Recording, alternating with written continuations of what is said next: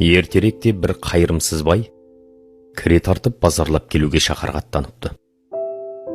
Керуен ауылдың шетіне шыққанда, әркімнің есігінде жалшылықта жүрген 6-7 жасар жетім бала керуеннің соңынан құлдыраңдап жүгіріп жетіп, қолындағы елдің қайыр садақаға берген қара бақырын байға ұсынып, «Маған да базардан бірдеңе әкеп беріңізші» дейді періште пейілмен.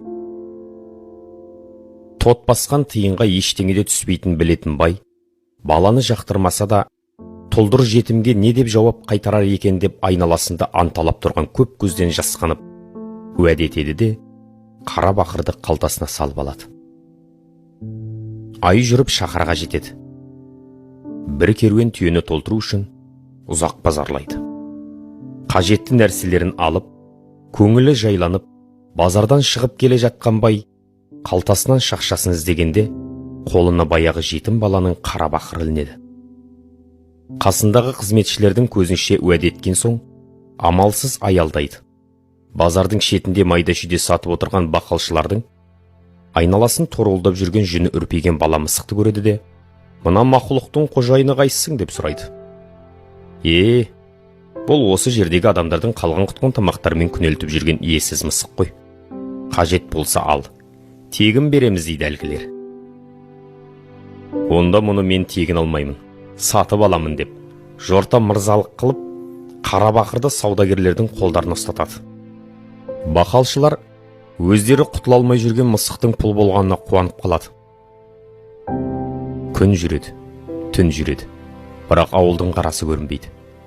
Керуен жолдан қиыс кетіп адасады. Олар шет-шегі жоқ сахара шөлге кіріп шыға алмайды. Бір жұмадан соң керуеннің алды шөлден өле бастайды. Керуен басы байдың бойын үрей билейді. Бір уақытта бай мінген түйенің бір қалтасындағы дорбадан бала мысық секіріп түсіп, бет ауған жаққа жүгіре жөнеледі. Оны ешкім қуып әуре болмайды. Тағы бір жұма өтеді.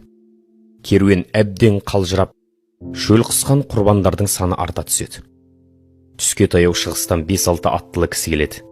Амандық саулықтан соң сол жерден бірнеше шақырым жерде үлкен шаһар бар екен.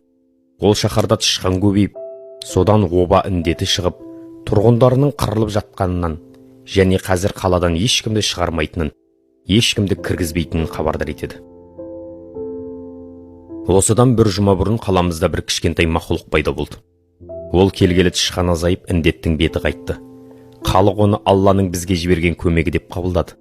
Ал хан сол мақұлықтың иесін іздеп тауып маған алып келді.